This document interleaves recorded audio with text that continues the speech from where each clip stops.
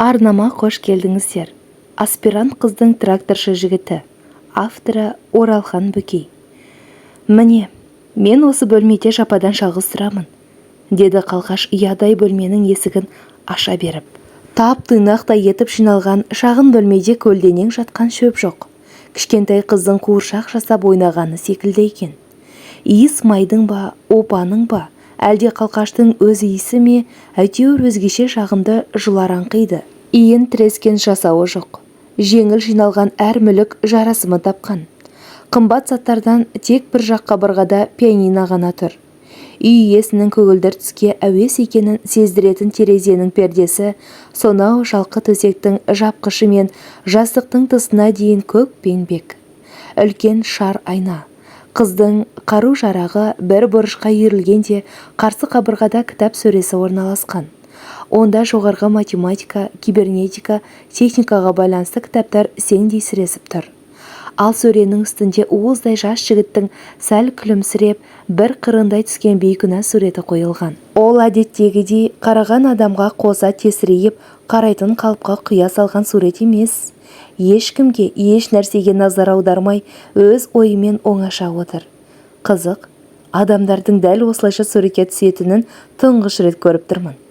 Бұл кім? Бауырыңыз ба деп сұрап едім, қалқаш басын шайқады. Мен сізге шай қайнатып берейін, деді ол ас бөлмесінде жүріп дауыстап. Соң шәугімге сарылдай құйылған судың үні естілді. Қалқашпен танысқаныма көп болған жоқ. Диссертация қорғаған таныстың ғылыми атағын жуу кешінде қатар отырып қалдық. Қатар отырған соң табақ, тамақ әперіп, қолғабыс тигіздім. Сұхбаттаса келе аты жөнімізді, қайда істейтінімізді айтыстық. Осы кеште ол өзін өте сергек сезініп көңілді отырды. Ғылыми атағы өскен жас жігітке бағышталған небір сүбе майы кере-қарыс сөздер әркімнің аузынан кертіліп шығып, жас ғалымның санасын кептеп ақ жатыр. Келбетті де, кербез жігіт осыншалық зор мадақтауларға малтығып қалса да, жылығынан келтірмей әдейі кердеңдейді. Оның оң иығын ала қона қалған келіншегі де керемет сөздерге кеңірдектеп қалды. Ал жігіт қалқаш екеуміздің жарасқан жайымызға әлденеше рет көз қырымен қарап өткен. Бірақ қалқаш болса, оның бұл ортада бар жоғын парықтамай, маңайындағы жұртқа еркін еркелеп отыр. Ұзақ ішіс. Қызды-қызымен біраз сырды ашып өткен қызыл сөздердің ақыры, сен сондайсың, сенің кім екеніңді білеміз. Пәленшенің құйыршығысың деген сықылды өртке оласа бастаған соң қайтуға ыңғайландым. Соң жалғыз өзім оқтау жұтқандай мелшиіп ішпей отырған соң ба, қызып алған жұрт мені мас деп ойлады.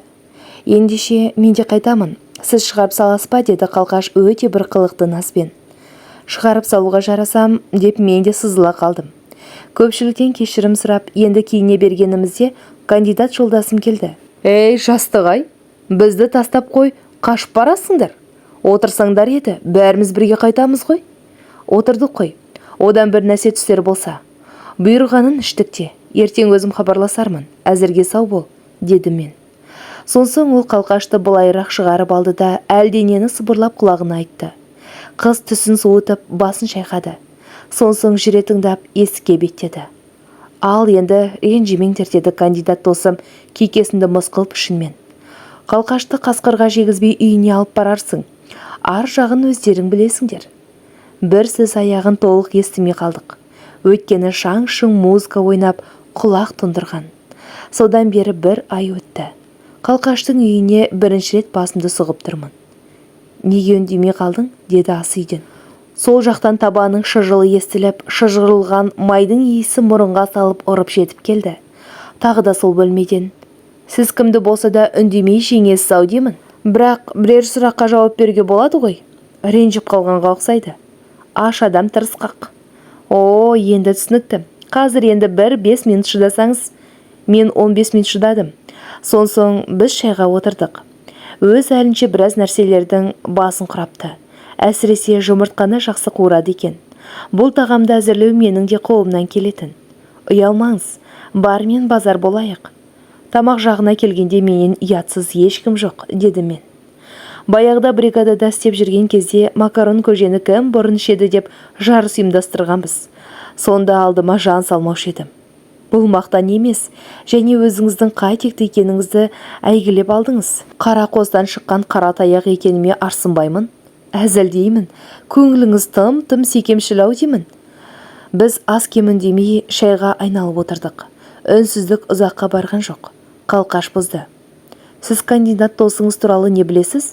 Деді әлдене есіне түскендей ойлана қарап. Ең әуелі білетінім, оның әжептәуір атағы бар ғалым екені. Сіз оны ғалым ретінде ғана білер деп ойлаушы едім. Әлбетте, біздің таныстығымыз онша әріден басталмайды. Бар жоғы бір-ақ жыл. Онда да бірер айда бір-ақ рет жолығамыз. Ол біздің газетке ғылыми мақалалар жазып тұратын. О бастада редакцияға келгенде танысқамыз. Меніңше ол аздап өзімшілдігін ескермегенде жаман жігіт емес. Өзімшілдігін неге ескермейсіз? Деді Қалқаш жауап алғандай зеки сөйлеп. Ең үлкен қателігіміз де осы. Ең үлкен мінін ескермеу. Меніңше ол тым нашар жігіт. Қызық екен? Дедім мен қайран қала. Қызық екен, сіз оны жақсы көреді деп еститімін. Естігенсіз, бірақ білмейсіз, жақсы көргенім жоқ. Әуестенгенім рас. Осы әңгімені доғарсақ қайтеді. Арамызды суытып алармыз. Меніңше қайта жымдаса түспек. Анығын айтып, ағынан жарылғанның несі сөкет? Осы жайды айтайын деп әдейі ертіп келдім. Аздап шарап ішсек қайтеді? Қарсы емеспін. Тек достарыма айта көрмеңіз, ішеді екен деп. Сіз ұрланып ішеді екенсіз ғой. Қалқаш сықылықтап күлді. Күлкісі өзгеше ашық, таза шықты. Бүгін біртүрлі өзі ала қиын сезімнің құшағында отыр. Ет жеңділеу денесін еркін егеріп ұшып қонады. Маған ол бұрынғыдан да әлде қайда сұлуланып кеткен сықылданды. Ерке мінез, кірпияз қылығына қарап, текті тұқымның тентегісің-ау деп ойлайтымын. Олай болмай шықты. Дүниенің парқын танитын, көзі ашық, көкірегі ояу қызба деп қалдым. Сіз мен туралы қандай ойдасыз? Деді. Әр сұрағы түйеден түскендей болған соң, ылғида сасқалақтап шолақ жауап беріп отырдым. Жаман емес. Бұл құтыла салудың амалы ғой. Ал сіз де жаман емессіз. Кандидат досыңыз да жаман емес, мен де, сонда кім жаман? Ана тұрған бала ма? Деп әлгінде сөренің үстінде көрген суреті нұсқады. Жоқ, аттас зарядтар. Тек сол бала ғана асыл адам. Ол кім, Қалқаш? Әуреленбеңіз, айтпаймын. Әркімнің бір жұмбақ сыры бар. Өзіңіз біліңіз. Сіздің осы қасарыспай оп-оңай келісе салатыныңыз қинайды. Варнаны сыздықта да ішіп отырмыз. Бөлме іші ала көлеңкелене бастады. Басыңқырап қойған радиоқобдидан әлде бір симфонияның жеңілде жүрекке жылы сазы естіледі. Кімнің симфониясы, білес пе? Деді менің ойымды деп басқан қыз. Сұрағы тағы да оқыс туды. Вагнер, жоқ, Шуберт. Журналистер-ай, барабан секілді сырттарыңыз қампайып, даңғырланғандарыңыз болмаса, іштеріңіз қуыс-ау. Гайдын дегенді естігендеріңіз бар ма? Әне, физик болсам да мен білемін. Мен музыканы өте жақсы көремін. Музыка дегеніміз жүректің қуанышы мен мұңы ғой. Айтпақшы, мына аз сөйлеп, сақ отырған сыпайы сіз мұң дегенді қалай түсінесіз? Мұң ба? Мұң қуаныштың қарсы ұғымы-ау деймін. Меніңше, мұң қуаныштың серігі. Қуаныштың жары десе де болады. Мұң бізді ессіз күлкіден арылтады. Тәубамызды есімізге түсіреді. Ағат із ақымақ жүрістен сақтандырады. Мен бұрын мұңның осыншалық құдіреті бар-ау деп ойлаған емеспін. Сіз білесіз бе, мен ерте есейдім ғой. Университетті де ерте бітірдім. Уақытымның көбін күлкімен өткізетімін.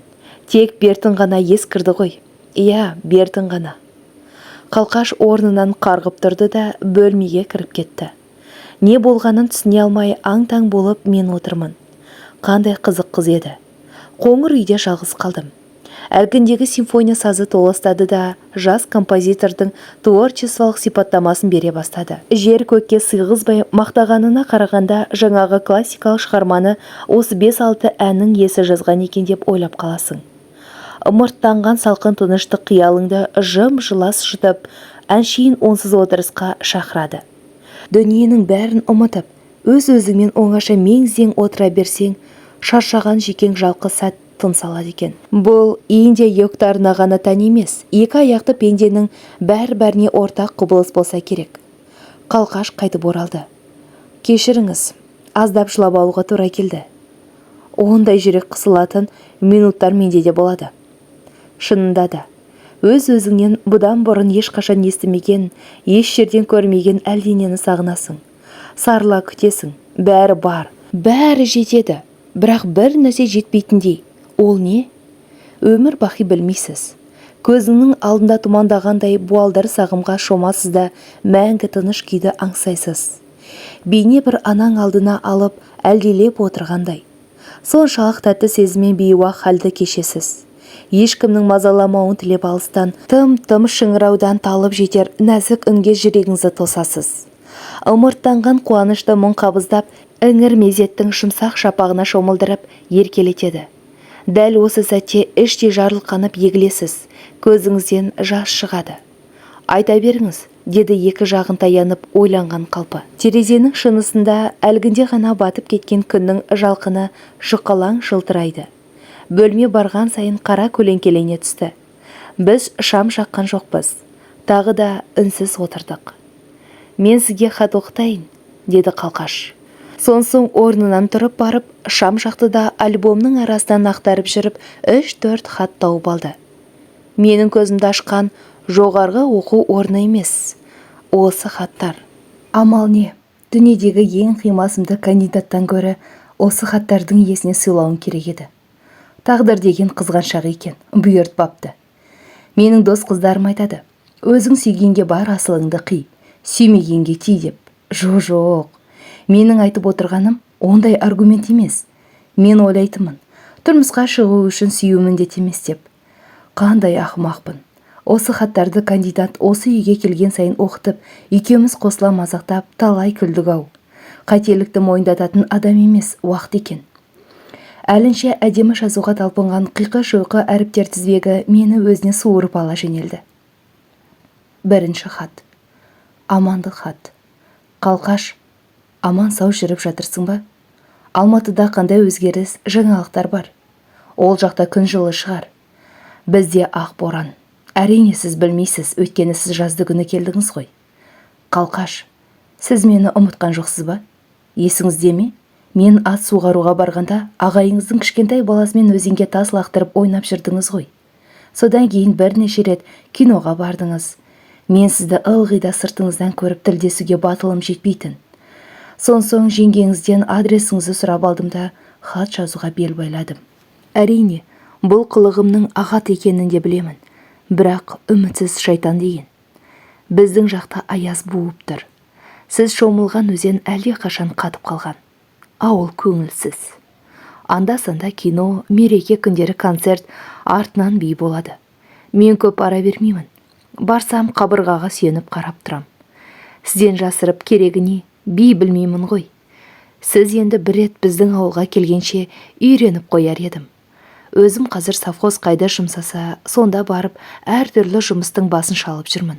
Трактористің 6 айлық курсына жібереміз деп еді, әлі хабар жоқ. Кейде жалғыз сұрайсың, жалғасың, сонсоң әйтеуір біреуге сыр айтқың, хат жазғың келеді. Солдат досым болмаса, ешкімге хат жазысып көргем жоқ. Ал осы уақытқа дейін ешбір қызға сөз айтып жүрмедім десем сенесіз бе? Ауылдың қыздары көңілден шықпай ма, біртүрлі тартпайды. Қалқаш, хат жазып тұрайықшы. Сіз Алматының, мен ауылдың жаңалығын айтып. Әзірше қош сау болыңыз. Хат жазып, хабар күтуші, танымайтын танысыңыз есен. Осы хатты алған күнгі күнделігімді оқып берейін, деді Қалқаш. Бұдан соң қоңыр дәптерінің 50 шақты бетін ашып барып, өте майда жазылған сөздерді өзгеше толқыныспен оқи бастады. Бүгін мен өте көңілдімін. Ауылдағы ғашығымнан хат алдым. Қан екеуміз ресторанда отырып оқып, рахаттанып тұрып күлдік-ау. Бас істемейтін даланың бозбаласы болу керек. Қан айтады, мен де сүйемін, қалай айтарымды білмей жүредім деп, өзің хат жазыпсың деп жауап бер дейді. Сонсоң екеуміз бірігіп хат жолдадық. Кеудемді әйтеуір бір белгісіз қуаныш кернеп, қардан қарап күле бергім, анау самала шамды көшелерді кезе бергім келді. Өйткені мен бүгін емтихандарды ойдағыдай толық тапсырып, аспирантураға қабылдандым. Қан айтады, көктемге қарай қосыламыз. Папаң бізге орталықтан 3 бөлмелі үй алып береді. Ол әне ұйықтап жатыр, көп ішіп еді, шаршаған шығар. Менің ұйқым келер емес. хат жазған ғашықтың бет бейнесі есімде жоқ. Көз алдыма елестете алмадым. 3-4 жұмадан кейін екінші хаты келді, деді Қалқаш күрсініп. Оны Қан екеуміз қосылып оқып шықтық. Екі қолымыз алдымызға сыймай зерігіп жүргенде ермек табылды. Мынау келесі хаты. Екінші хат. Амандық хабар. Асқардың асуындай, өзеннің тасуындай, садақтың оғындай, сексеуілдің шоғындай ыстық сәлем жолдаушы есенің деп білерсің. Қалқаш, хатыңды алған күні таң атқанша көз ілмедім. Қуаныштан, бақыттан жүрегім жарылып кетердей өзімді қоярға жер таппаймын. Неге екенін білмеймін, көңіліме қанат біткендей әлде қайда алысқа ұша бергім, басым ауған жаққа қаңғілестеп жүре бергім келеді. Отырсам да, тұрсам да сенің елесің жанымнан бір елі қалған емес. Көзімді ашсам да, шымсам да, күркіременің жағасында жаныңда кішкентай қыз бар. Арпалысқан толқындарға қарап, үнсіз ойланып тұрғаныңды көремін. Сонда көкірегім әлде бір күйдің көбігіне толып, қара жерге сенің атыңды ойып жаза бергім келеді. Бұрынғыдай емес, киноға, ойын-сауыққа барғанды да қойдым. Қолыма қандай кітап түссе де оқи беремін. Не болмаса ақ қағазға Қалқаш, Қалқаш, Қалқаш деп сенің есіміңді тізілтіп жаза беремін. Қалқашым менің, өзіңде қандай өзгеріс жаңалық бар? Бос уақытыңды қалай өткізесің? Бізде айта қоярлық бәлендей еш нәрсе жоқ. Баяғы қалпы, аудандық мәдениет үйінің артистері концерт қойды. Оған да барған жоқпын. Жұмыстан шаршап келемін де терезелерде қарлы адырларға қарап отыра беремін. Сол аппақ дүниенің тозаңын аспанға шығарып, боз жорғаға шегілген ақ шанамен сені Алматыдан алып қашсам ба деп армандаймын. Қалқаш, қуана бер. Тракторшылар дайындайтын курсқа оқуға жіберетін болды. Ендігі хатты сол жақтан күтерсің. Сағына жауап күтуші Есенің. Өмір бұрынғыша ескі сарынмен ресторан, театрлардың табалдырығын тоздырумен өтіп жатты. Осыдан кейін ол жігітке қайтып хат жазған жоқпын. Тіпті ондай адамның өмірде бар жоғында ұмытып кеткен секілдімін. Қанның диссертация қорғайтын кезі де жақындап қалған. Дегенмен менің осыншалық тынышты да тәтті өміріме үлкен өзгеріс әкелген әкемнің жұмыстан босауы болды. Өзің білесің, папам ірі қызметте еді ғой. Ал етегіңді сүйіп, есегің болайын деп жүрген Қанмен бірте-бірте ауыл алыстанып, түбегейлі ат құйрығын кесіп тыңдық. Ол бір доктордың өзінен 2-3 жас үлкен қызына үйленді. Кешікпей өзің білесің, соның арқасында кандидаттың диссертациясын қорғап алды. Ал мен болсам қалықтап ұшып бара жатқан тұсқа оқ тиіп, құлап түскендей дел-сал қансыраған халді басымнан жалғыз кештім. Ақылдасар, сырласар ешбір ет бауыр жақын досым жоқ екенін сонда ғана білген едім. Осы кезде Есеннің тағы бір хатын алдым. Ойынның өртке айналарын білдік пе? 3-ші хат. Қалқаш, екі көзім төрт болып сенің хабарыңды күтігелі айдан асты. Поштаға күн сайын барамын. Шыныңды айтып жаз, мүмкін ауырып қалған шығарсың. Қалада қайшыласқан машиналар көп деуші еді. Қағып соғып кеткен жоқ па? Бірақ сен маған мүлдем хат жазбай қойсаң да, жақсы көруімді тоқтатпас едім. Өзім қазір тракторшылар курсында оқып жүрмін. Сабағым жаман емес. Кейде жатып алып ойлаймын. Аман есен осы курсты тамамдап, қолыма правамды алған соң, совхоз ескі болмаса да трактор берсе, күндіз түні тыным таппай жұмыс істеп ақша жияр едім. Сосын Алматыға сені іздеп барар едім. Айтпақшы, Қалқаш, сен не істейсің, оқисың ба, әлде жұмыстасың ба? Мейлі, кім болсаң да, егер бір нәрсе сатып алуға ақшаң жетпесе, ұялмай жазып жібер. Жерден шықсам да тауып салайын. Бұл жақта көктем жаңа ғана шығып келеді. Алматыда ағаш бүрлеп тұрған шығар. Түнде түсіме кірдің. Күркіременің суы тасып, үлкен-үлкен мұз сеңдер ағып бара жатыр екен деймін. Бір сеңнің үстінде сен, бір сеңнің үстінде мен қалқып келеміз. Мен саған қанша жетейін, жақындайын деп тырыссам да, бәрі бекер болды. Біз осылай әр мұздың үстінде жеке дара ағып бара жаттық. Қалқаш, мен сені сағындым жаным. Құдай-ау, бір көзімді басып тұрып, бір көзімен ғана көрер күн туар ма екен? Өзімді өзім тұтқындап, шападан жалғыз сеніліп жүрген шақтарымда ойыма оралған мынау жолдарды жолдап отырмын. Мен өзім бұл өмірге жылап келгем. Айқайлап несібемді сұрап келгем. Арманның асау атты менкіп жықса, кінәлап өз басымды жылап кетем. Сағынам кейбір кезде мұң шіркінді. Ыстық деп кім ойлаған бұл шіркінді. Бастауы бақытымның болармысың? Апырым-ау, көзге неге жас іркілді. Жас керек бойдың сергіп өсеріне, жас керек қайғы деген есеріңе. Жас тілейді қуаныш сынды құрбымдағы, дес бермей ойсыз күлкі өсегіне. Қалқашым-ау, бейбіт күнде шайнасаң тас та жақсы, бейбіт күнде шыласаң жас та жақсы. Сен есіме түскен сайын неге екенін білмеймін. Бала кездегідей бажылдап емес, іштей егіліп, ағыл-тегіл жылағым келетін. Мүмкін, бұл жоғы табылған жанның қуанышты көз жасы шығар. Неге екенін білмеймін. Мен сені қайтадан мәңгіге жоғалтып алатын секілдімін. Айтшы қалқаш, неге үндемейсің? Әлде шатпақ хаттарымды ағат сөздер кетіп ренжітіп алдым ба? Шалықпай жауап күтуші Есен. Ол осы жылғы хатында Есеннің деп өзімсініп жазбаған екен. Бұрынғыдай емес, оның хатына мән бере бастадым. Байқасам, еріккенің ермегінен гөрі ақ көңілдің адал махаббатына ұқсайды. Бәрінде кеш білдім ғой. Амал не? Мен бәрібір жауап жаза алмадым. Қанның опасыздығы, папамның құлдырауы бәрі қосылып, шақшадай басымды шарадай етті. Ылғи үлде мен білдеге оранып өскен адам кішкентай қиындықтың өзінен ақ күрт жүдейді білем. Көктеммен қоштасып шадырап жаз келді. Жайқалып гүл шықты. Жазғы демалысқа босандық. Диссертацияның материалдарын жинап, жұмысым басымнан асып жүрген. Москва, Ленинград, Новосибирскке барып қайттым. Алыс жолдан оралғанда алдымнан шыққан тағы да хат болды. Бірақ бұл жолы Есен емес, оның жолдасы жазыпты. 4-ші хат. Сәлеметсіз бе, құрметті қалқаш. Сіз әрине мені білмейсіз, мен Есеннің жолдасымын. Сізге ауыр болса да қайғылы оқиғаны хабарлауға тура келді. Есеннен айырылдық. Аяқ астынан болды. Трактор курсын бітірген соң ДТ-54 деген ескі трактор алған. Күндіз түні көмекшісіз жалғыз жүрді. Ол айтатын, маған көп ақша керек, демалысымды пайдаланып қалқашқа барып қайтамын деп. Амал не?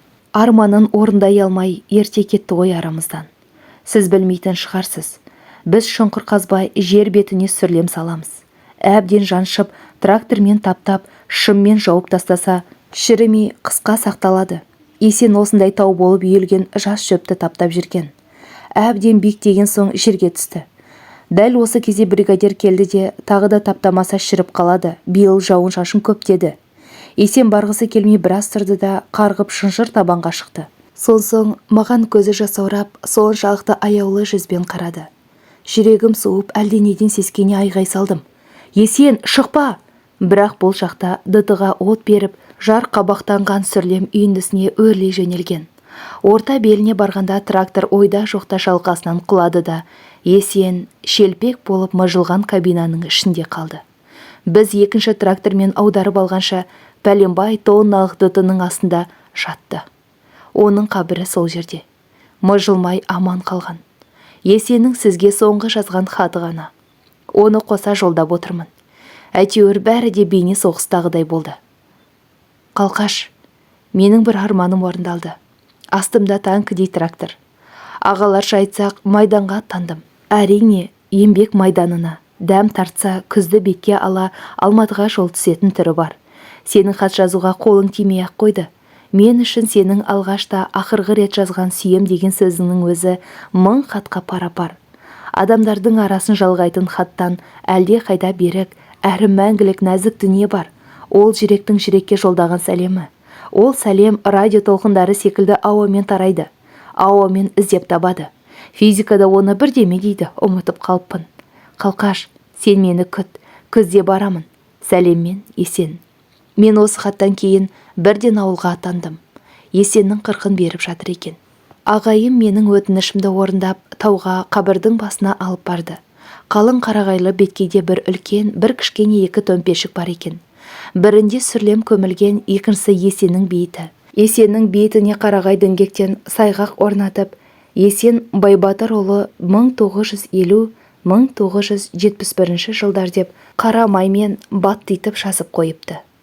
Сонда ғана мен қаза тапқан бала жігіттен 4 жас үлкен екенімді білдім. Есеннің шешесі мені көрген соң көрісіп көп жылады. Ал мен болсам өксімей, еңіремей, көз жасымды ағыл-тегіл моншақтата беремін. Дәл сондағыдай бұға дейін де, бұдан кейін де шын әрі ұзақ жылай алмайтын шығармын. Мен сонда ғана бет әлпетін анықтап көрмеген, танымайтын Есенді сүйетінімді, ендігі қалған аз ба, Көп пе ғұмырымды санамда аялап, рухын риза етіп өтерімді білдім. Мен сонда ғана анасынан Есеннің суретін алып, тұңғыш рет жүзін көрдім. Ол әне, сөренің үстінде тұр, үлкейтіп қойғанмын. Қалқаш көзінің жасын сүртіп, хаттарды мұқият орады да альбомның арасына салып қойды. Алғашқыдай емес, әлде қайда жуас.